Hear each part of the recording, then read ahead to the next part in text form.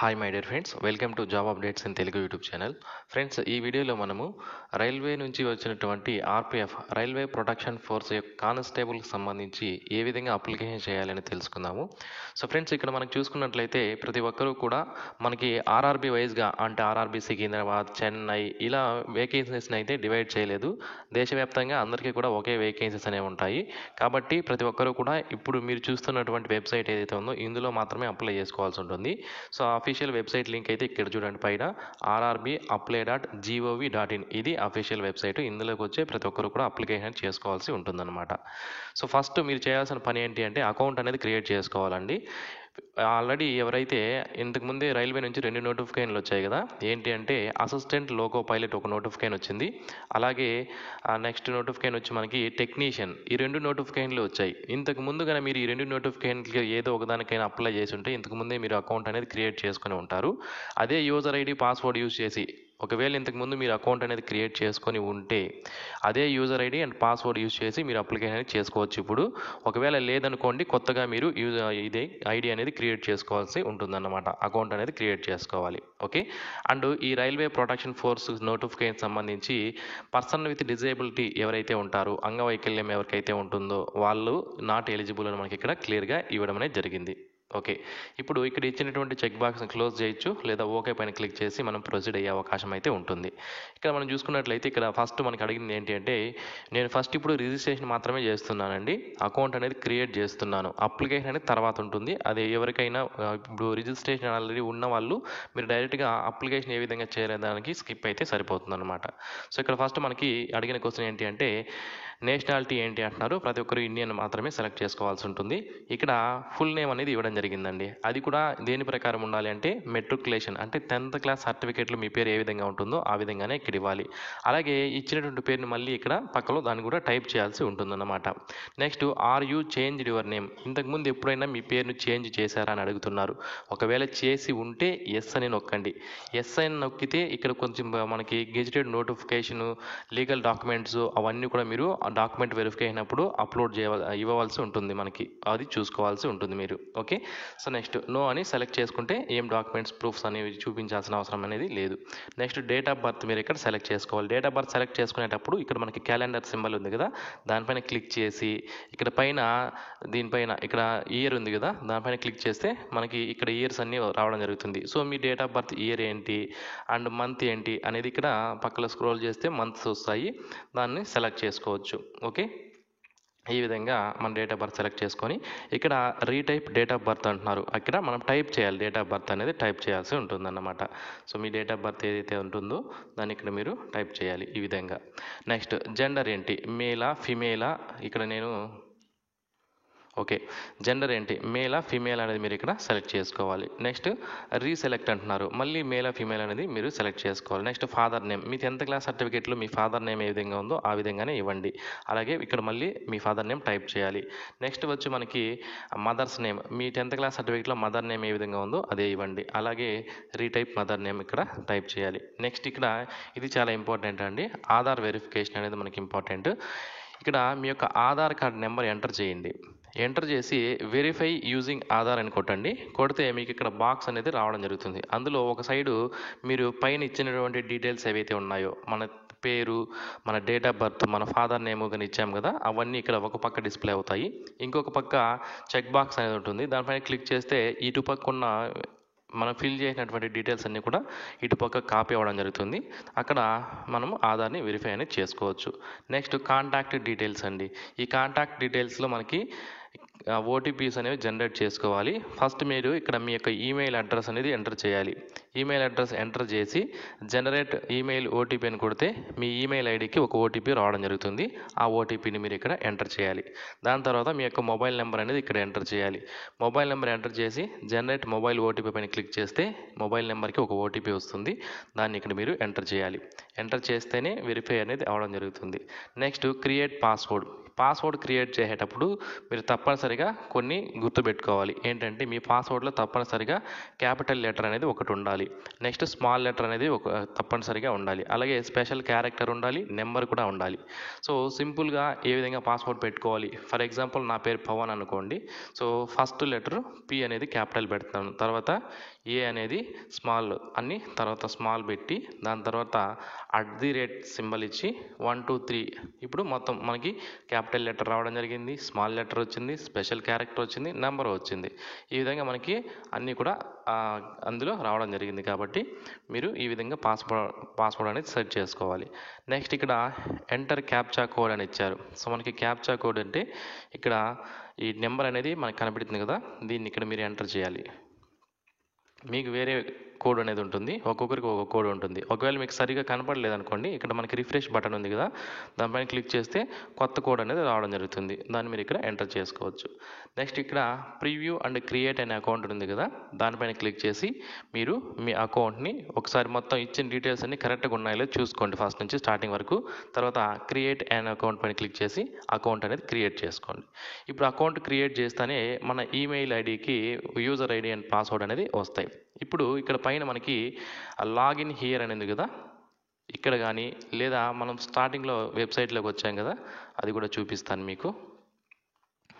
So starting మనం వెబ్సైట్లోకి వచ్చాం కదా, అక్కడికి వచ్చి మనకి ఇక్కడ మీ యొక్క మొబైల్ నెంబర్ కానీ, ఈమెయిల్ అడ్రస్ కానీ లేదా పాస్వర్డ్ కానీ ఇవి రెండు ఎంటర్ చేసి ఇక్కడ లాగిన్ అనే ఆప్షన్ పైన క్లిక్ చేయండి. సో ఫ్రెండ్స్, మనము ఇక్కడ పైన మన యూజర్ ఐడి, దీన్ని మనం మొబైల్ నెంబర్ కానీ లేదా ఈమెయిల్ ఐడి కానీ పైన ఎంటర్ చేసి కింద మనం సెట్ చేసుకున్నటువంటి పాస్వర్డ్ ఏదైతే ఉందో దాన్ని ఎంటర్ చేసి కింద ఇచ్చినటువంటి క్యాప్చా ఏదైతే ఉందో ఆ క్యాప్చాని ఎంటర్ చేయండి. ఎంటర్ చేసి ఇక్కడ లాగిన్ అనే ఆప్షన్ ఉంది కదా, దానిపైన క్లిక్ చేయండి. క్లిక్ చేస్తేనే ఈ విధంగా మనకి పేజ్ అనేది ఓపెన్ అవ్వడం జరుగుతుంది. ఇందులో కొన్ని ఇంపార్టెంట్ ఇన్స్ట్రక్షన్స్ అనేవి ఇవ్వడం జరిగింది. ఏంటి అంటే ఫస్ట్ వచ్చి మనకి బిఫోర్ మీరు ఈ నోటిఫికేషన్కి అప్లై చేసేటప్పుడు మీరు నోటిఫికేషన్ని క్లియర్గా మొత్తం చదువుకున్నారా లేదా అని అడుగుతున్నారు. సో మీరు మీరు ఒకసారి చదువుకోండి తప్పనిసరిగా, ఎందుకంటే మీకు ఎలిజిబిలిటీ ఉందా లేదా దాంట్లో అన్ని డీటెయిల్స్ అనేవి ఉంటాయి నోటిఫికేషన్లో. కాబట్టి ఫస్ట్ మీరు చదవండి. ఆల్రెడీ చదివేసి ఉంటే ప్రొసీడ్ అవ్వండి. ఓకే. నెక్స్ట్ ఒక అప్లికేషన్ మాత్రమే మీరు ఇవ్వవలసి ఉంటుంది. మాకు ఇక్కడ క్లియర్గా మెన్షన్ చేశారు. ఏదైనా అప్లికేషన్లో కానీ తప్పులు చేస్తే మనకి ఎడిట్ ఆప్షన్ ఇవ్వడం జరుగుతుంది. ఆన్లైన్ అప్లికేషన్ లాస్ట్ డేట్ అయిపోయిన తర్వాత ఎడిట్ ఆప్షన్ కూడా ఇస్తారు. ₹250 ఫీజు పే చేసి మనం ఎడిట్ చేసుకోవచ్చు. Okay. Next medium of examination అంటే ఎగ్జామినేషన్ లాంగ్వేజ్ అనేది మనకి 13 లాంగ్వేజెస్లో ఎగ్జామినేషన్ కండక్ట్ చేస్తున్నామంటున్నారు. అంటే 13 రీజనల్ లాంగ్వేజ్లు అండ్ హిందీ అండ్ ఇంగ్లీష్ మొత్తం 15 లాంగ్వేజ్ల్లో ఎగ్జామినేషన్ అనేది ఉంటుందన్నమాట. ఇందులో మన తెలుగు కూడా ఉండడం అనేది జరిగింది. అది కూడా మీరు సెలెక్ట్ చేసుకోవచ్చు. ఓకే. నెక్స్ట్ ప్రివ్యూ అప్లికేషన్ ఇవన్నీ ఓకే. నెక్స్ట్ ఇక్కడ మనకి ఆన్లైన్ అప్లికేషన్ ఉంది కదా, దానిపైన క్లిక్ చేయండి. క్లిక్ చేస్తేనే మనకి ఈ విధంగా పేజ్ అనేది ఓపెన్ అవ్వడం జరుగుతుంది. ఇక్కడ మనకి 2 నోటిఫికేషన్లు ఉన్నాయి ప్రస్తుతానికి. ఒకటి RPF SI అండ్ కిందది వచ్చి RPF కానిస్టేబుల్. సో మీరు ఏ నోటిఫికేషన్కి అప్లై చేయాలనుకున్నారు? కానిస్టేబుల్కి అయితే కింద మనకి I'm not currently debarred by any RRB అంటున్నారు. అంటే నేను ఇంతకుముందు ఎప్పుడు కూడా రైల్వే రిక్రూట్మెంట్ బోర్డు కానీ రైల్వే రిక్రూట్మెంట్ సెల్ కానీ కండక్ట్ చేసినటువంటి ఎగ్జామినేషన్లో నేను ఎప్పుడు డిబార్ అవ్వలేదు. అంటే కాపీ కొడుతూ లేదా ఎలక్ట్రానిక్ గ్యాడ్జెట్స్ తీసుకొని వెళ్ళి అలా దొరికిపోవడం కానీ వాళ్ళు డీబార్ చేసింటారు కదా, అలా ఎప్పుడు అవ్వలేదు అని మనకి ఇక్కడ చెక్ బాక్స్ ఇచ్చారు. దాన్ని క్లిక్ చేసి నెక్స్ట్ పైన క్లిక్ చేయండి. సో క్లిక్ చేస్తానే మనకి ఇక్కడ కొద్దిగా డేటా అనేది రావడం జరుగుతుంది. మన డీటెయిల్స్ అనేవి వస్తాయి ఆల్రెడీ. అది ఎప్పుడు మనం రిజిస్ట్రేషన్ చేసుకునేటప్పుడు కొన్ని డీటెయిల్స్ అనేవి ఇచ్చాం కదా, ఆ డీటెయిల్సే ఇక్కడ డిస్ప్లే చేయడం అనేది జరుగుతుంది. అవి ఆల్రెడీ మీరు చెక్ చేసుకున్నారు కాబట్టి అవి స్కిప్ చేసేసి నెక్స్ట్ మనకి ఇక్కడ కొన్ని డీటెయిల్స్ ఉంటాయి. అవి ఏంటంటే మెరిటల్ స్టేటస్, అంటే మీకు పెళ్ళి అయిందా లేదా, మ్యారీడ్ అయితే మ్యారీడ్ అని, అన్మ్యారీడ్ అయితే అన్మ్యారీడ్ అని సెలెక్ట్ చేసుకోండి. మీ యొక్క రిలీజియన్ ఏంటి? రిలీజియన్ అంటే మన హిందూనా, ముస్లిమా, క్రిస్టియనా, సిక్కా, బుద్ధిస్టా, అదర్స్ ఏదైనా ఉంటే దాన్ని కూడా ఇక్కడ మీరు సెలెక్ట్ చేసుకోవచ్చు అని సెలెక్ట్ చేసుకోండి. నెక్స్ట్ మదర్ టంగ్ ఏంటి? మీ యొక్క మదర్ టంగ్ ఏదైతే ఉంటుందో దాన్ని మీరు సెలెక్ట్ చేసుకోండి. Next choice of language of examination మనకి తెలుగులో కూడా ఉంటుంది అని చెప్పాను కదా. సో మీరు ఇక్కడ సెలెక్ట్ చేసుకుంటే మీకు ఒక డౌట్ అనేది రావచ్చు. ఫర్ ఎగ్జాంపుల్ నేను ఇక్కడ తెలుగు సెలెక్ట్ చేసుకుంటాను, మరి ఇంగ్లీష్లో వస్తుందో రాదా క్వశ్చన్ పేపర్ అనేది మీకు డౌట్ అనేది రావచ్చు. సో మీరు ఇక్కడ తెలుగు సెలెక్ట్ చేసుకున్నా కూడా మీకు ఇంగ్లీష్లో కూడా ఎగ్జామినేషన్ క్వశ్చన్ పేపర్ అనేది రావడం జరుగుతుంది. ఆన్లైన్ ఎగ్జామినేషన్ కాబట్టి మీరు ఏ లాంగ్వేజ్లో అయినా సరే మీరు ఎగ్జామినేషన్ లాంగ్వేజ్ అనేది చూసుకునే అవకాశం అయితే ఉంటుంది. మీరు భయపడాల్సిన అవసరం అనేది లేదు. ఇక్కడ ఐడెంటిఫికేషన్ మార్క్ అనేది అడిగారు. దీన్ని మనం పుట్టుమచ్చలు కూడా అని చెప్పుకోవచ్చు. మన 10th క్లాస్ సర్టిఫికేట్లో పుట్టుమచ్చలు ఉంటాయి కదా, వాటిని ఇక్కడ టైప్ చేసేయండి సరిపోతుంది. 1 ఇక్కడ 2 ఇక్కడ. నెక్స్ట్ కమ్యూనిటీ ఏంటి, ఎస్సీనా ఎస్టీనా ఏది అనేది మీరు ఇక్కడ సెలెక్ట్ చేసుకోవాలి. సో సెలెక్ట్ చేసుకుంటే తప్పనిసరిగా మనకి రిజర్వేషన్ వర్తిస్తుంది కాబట్టి ఆ సర్టిఫికేట్ అనేది తప్పనిసరిగా మీ దగ్గర ఉండాలి. నెక్స్ట్ ఆ సర్టిఫికేట్ నెంబరు, ఎవరు ఇష్యూ చేశారు అంటే ఎంఆర్ఓనా, కలెక్టరా, డిప్యూటీ కలెక్టరా, డిప్యూటీ కమిషనరా, డిస్ట్రిక్ట్ మెజిస్ట్రేటా, ఎవరు అనేది మీరు ఇక్కడ సెలెక్ట్ చేసుకోవాలి. అది ఎవరు మనకి ఇచ్చారు అనేది ఎక్కడ ఉంటుందంటే మీ క్యాస్ట్ సర్టిఫికేట్లో కింద ఉండడం జరుగుతుంది. సైన్ చేయింటారు కదా, అక్కడ ఉంటుంది. నెక్స్ట్ ఎప్పుడు దీన్ని ఇష్యూ చేశారు, ఆ సర్టిఫికేట్ మీకు ఎప్పుడు ఇచ్చారు. ఓకే, అలాగే do you wish to avail free rail travel pass for examination. ఎవరైతే ఎస్సీ ఎస్టీ క్యాండిడేట్స్ ఎవరైతే ఉంటారో వాళ్ళకి ఫ్రీగా ట్రైన్లో వెళ్ళి ఎగ్జామినేషన్ రాయడానికి వాళ్ళకి అవకాశం అనేది ఉంటుంది. కాబట్టి వాళ్ళు ఎవరైనా ఈ ఫెసిలిటీ యూజ్ చేసుకోవాలంటే ఎస్ అని క్లిక్ చేసుకోండి. అండ్ నియరెస్ట్ రైల్వే స్టేషన్ ఇక్కడ టైప్ చేసి ఆ డాక్యుమెంట్ ఏదైతే ఉందో మీ యొక్క క్యాస్ట్ సర్టిఫికేట్ దాన్ని ఇక్కడ అప్లోడ్ చేయాల్సి ఉంటుందన్నమాట. నెక్స్ట్ పోస్టల్ అడ్రస్ డీటెయిల్స్ అనేది ఇక్కడ ఇచ్చేయాలి. మీ యొక్క స్టేట్, డిస్టిక్, అలాగే address, village, town, pin code ఇచ్చి ఇక్కడ మనకి పర్మనెంట్ అడ్రస్ అడిగారు కదా, మీ యొక్క permanent address and present address రెండు ఒకటే అయితే ఇక్కడ టిక్ బాక్స్ ఉంది కదా, దానిపైన క్లిక్ చేస్తే ఈ పక్క మనం ఎంటర్ చేసిన డీటెయిల్స్ అన్ని ఈ పక్క కాపీ అవ్వడం జరుగుతుంది. ఒకవేళ వేరువేరుగా ఉంటాయి, మీ యొక్క పర్మనెంట్ అడ్రస్ ప్రజెంట్ అడ్రస్ వేరువేరుగా ఉంటే సపరేట్గా మీరు టైప్ చేసుకోవాల్సి ఉంటుంది. సో ఇవన్నీ చేసిన తర్వాత ఇక్కడ సేవ్ పైన క్లిక్ చేసి ఒకసారి మళ్ళీ డీటెయిల్స్ పైన నుంచి కింద వరకు చూసుకోండి. అన్నీ కరెక్ట్గా ఉన్నాయంటే నెక్స్ట్ పైన క్లిక్ చేయాల్సి ఉంటుంది. సో నెక్స్ట్ మనకి ఇక్కడ మీరు ఎక్స్ సర్వీస్ మెన్ కాదా అని అడుగుతుంది. మీరు ఆల్రెడీ మనకి ఆర్మీ కానీ, నేవీ కానీ, ఎయిర్ ఫోర్స్లో కానీ జాబ్ చేసి రిటైర్డ్ అయి ఉంటారు కదా, వాళ్ళని ఎక్స్ సర్వీస్ మెన్ అంటారు. వాళ్ళైతే ఎస్ అని సెలెక్ట్ చేసుకుంటే మాత్రం ఇక్కడ వాళ్ళ డిశ్చార్జ్ ఎందులో పనిచేసి ఆర్మీనా, నేవీనా, ఎయిర్ ఫోర్స్లో చేసినారా, వాళ్ళ యొక్క ర్యాంక్ ఏంటి, అండ్ డేట్ ఆఫ్ అటెస్టేషన్ ఎప్పుడు రిటైర్డ్ అయ్యారు, వాళ్ళ యొక్క స్టిల్ ఇప్పుడు కూడా డిఫెన్స్లో వర్క్ చేస్తున్నారా, ఎన్ని సంవత్సరాలు చేశారు, వాళ్ళ యొక్క సర్టిఫికేట్ డీటెయిల్స్ అన్నీ కూడా ఇవ్వాల్సి ఉంటుంది. నో అని సెలెక్ట్ చేసుకుంటే మాత్రం అవేమీ ఇవ్వాల్సిన అవసరం లేదు. నెక్స్ట్ పర్సన్ విత్ డిజేబిలిటీ వాళ్ళండి. ఇక్కడ ఇంపార్టెంట్ పాయింట్ నేను మీకు ఫస్ట్లోనే చెప్పాలి, మర్చిపోయాను. సో ఇవి కానిస్టేబుల్ పోస్టులు కాబట్టి అండ్ పోలీస్ జాబ్స్ కాబట్టి person with disability candidates apply చేసుకోవడానికి అవకాశం అనేది ఉండదు. మీరు ఇక్కడ ఎస్ఎన్ సెలెక్ట్ చేసుకుంటే person with disability candidates are not eligible to apply for this post అని చూపించడం జరుగుతుంది. కాబట్టి నో అని మాత్రమే మీరు ఇక్కడ సెలెక్ట్ చేసుకోవాల్సి ఉంటుందన్నమాట. సో నెక్స్ట్ వచ్చి ఎకనామికలీ బ్యాక్వర్డ్ క్లాస్ డీటెయిల్స్ అయితే మీరు ఇవ్వండి. ఈబీసీ అయితే మీరు ఎస్ఎన్ సెలెక్ట్ చేసుకొని దానికి సంబంధించిన సర్టిఫికేట్ డీటెయిల్స్ అనేది మీరు ఇక్కడ ఇవ్వవలసి ఉంటుంది. ఓకే, నో అని సెలెక్ట్ చేసుకుంటే మాత్రం ఇవ్వాల్సిన అవసరం లేదు. ఈబీసీ వాళ్ళకి మాత్రమే ఇది. నెక్స్ట్ అలాగే సర్వింగ్ రైల్వే అప్లికెంట్, ఆల్రెడీ మీరు రైల్వేలో కానీ వర్క్ చేస్తుంటే దానికి సంబంధించి ఎస్ఎన్ సెలెక్ట్ చేసుకోండి, దానికి సంబంధించిన డీటెయిల్స్ ఇవ్వాలి. ఒకవేళ నో అని సెలెక్ట్ చేసుకుంటే ఏం డీటెయిల్స్ ఇవ్వాల్సిన అవసరం లేదు. నెక్స్ట్ ఆల్రెడీ మీరు ఏదైనా గవర్నమెంట్లో కానీ, సెమీ గవర్నమెంట్లో కానీ, పబ్లిక్ సెక్టర్ యూనిట్లో కానీ, స్టేట్ గవర్నమెంట్లో కానీ ఎక్కడైనా వర్క్ చేస్తుంటే దాన్ని సెలెక్ట్ చేసుకొని దాని యొక్క డీటెయిల్స్ అనేది ఇవ్వండి. Next details of course completed act apprentice, అంటే రైల్వేలో మీరు ఇంతకుముందు ఎప్పుడైనా అప్రెంటిస్ అనేది కంప్లీట్ చేస్తుంటే దానికి సెలెక్ట్ చేసుకోండి ఎస్ అని, లేకపోతే నో అని సెలెక్ట్ చేసుకోండి. నెక్స్ట్ ఇక్కడ చూడండి refund of fee, bank details for refund of fee అని చెప్పడం జరిగింది. అది ఏంటి అంటే మీరు అప్లికేషన్ ఫీజు అనేది ఇప్పుడు పే చేస్తారు కదా, కొంతమంది 500 రూపాయల అప్లికేషన్ ఫీజు అనేది పే చేయాలి, కొంతమంది 250 రూపాయల అప్లికేషన్ ఫీజు అనేది పే చేయాలి.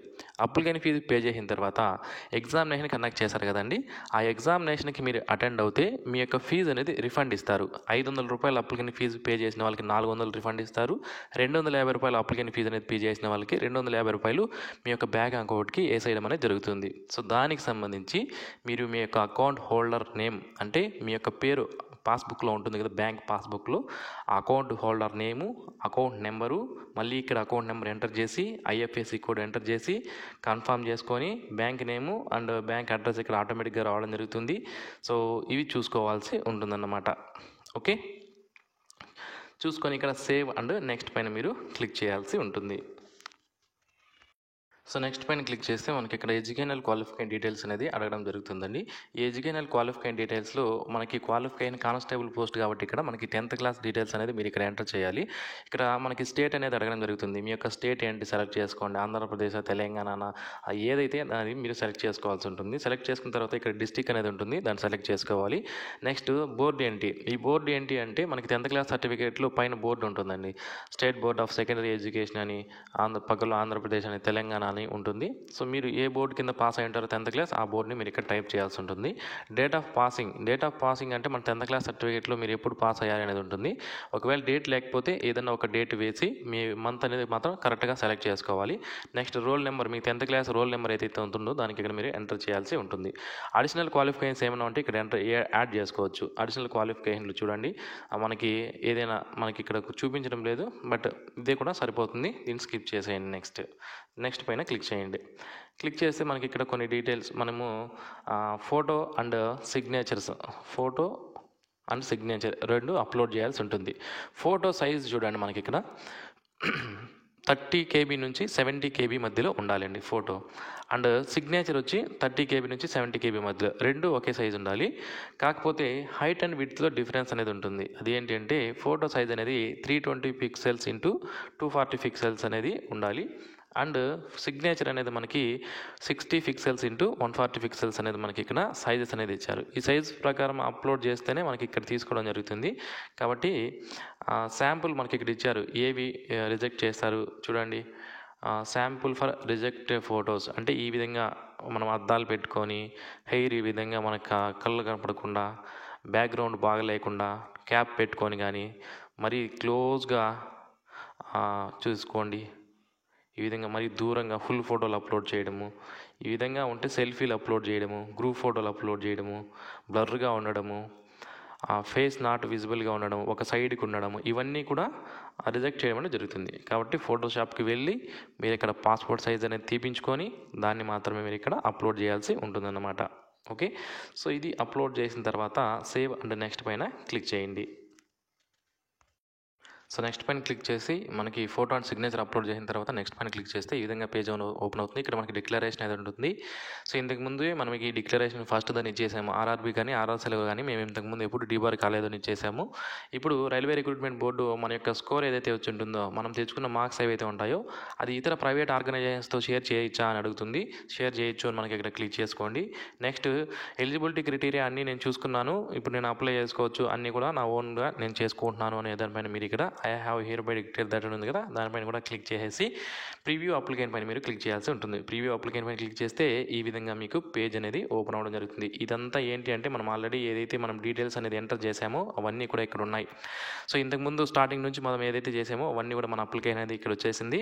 ఇక్కడ మీరు డీటెయిల్స్ అనేది ఒకసారి చెక్ చేసుకోండి, స్టార్టింగ్ నుంచి లాస్ట్ వరకు. I have రీచెక్డ్ the above details and found correct అని ఇక్కడ చెక్ బాక్స్ ఉంది కదా, దానిపైన క్లిక్ చేసుకొని సబ్మిట్ అనేది కొట్టండి. సబ్మిట్ కొడితే applicant will not able to make any corrections in the online application after submission అని అడుగుతుంది. సబ్మిట్ పైన క్లిక్ చేసేయండి. ఓకే, సో డీటెయిల్స్ అనేది మీరు కరెక్ట్గా చెక్ చేసుకోవాలి. ఇప్పుడు చూడండి, మనకి ఇక్కడ అమౌంట్ అనేది 250 రూపాయలు ఫీజు అనేది పే చేయమని అడుగుతుంది. ఎందుకు 250 రూపాయలు ఫీజు అనేది పే చేయమంటుంది అంటే ఇది మనకి అప్లికెంట్ ఫీజు అండి. నేను అక్కడ ఎస్సీ లేదా ఎస్టీ అని సెలెక్ట్ చేశాను కాబట్టి 250 ఫీజు అనేది అడుగుతుంది. అండ్ మీరు కన్నా OC, UR, economically weaker section కానీ సెలెక్ట్ చేసుకుంటే 500 రూపాయల అప్లికేషన్ ఫీజు అనేది అడుగుతుంది. ఇక్కడ మనకి పే నౌ అనే ఆప్షన్ పైన క్లిక్ చేసి మీరు ఫీజు అనేది పే చేయవచ్చు. ఇక్కడ నెక్స్ట్ ఐ అగ్రీ పైన క్లిక్ చేయండి, ప్రొసీడ్ పైన క్లిక్ చేయండి. సో ఈ విధంగా మనకి బిల్లింగ్ తీసుకెళ్ళడం జరుగుతుంది. ఇక్కడ మీరు కార్డు ద్వారా ఫీజు అనేది పే చేయాలి, అలాగే యూపీఐ ద్వారా కూడా ఫీజు అనేది పే చేసుకోవచ్చు. ఓకే, ఈ విధంగా ఫీజు అనేది పే చేసే అవకాశం అయితే ఉంటుంది. మీ యొక్క కార్డ్ నెంబర్ కానీ, ఇంటర్నెట్ బ్యాంకింగ్ ద్వారా కానీ, యూపీఐ ద్వారా, మన ఫోన్పే, గూగుల్ పే ఉంటాయి కదా, వాటి ద్వారా కూడా మీరు యూపీఐ క్యూఆర్ యూజ్ చేసి కూడా మీరు ఇక్కడ ఫీజు అనేది పే చేసే అవకాశం అయితే ఉంటుంది.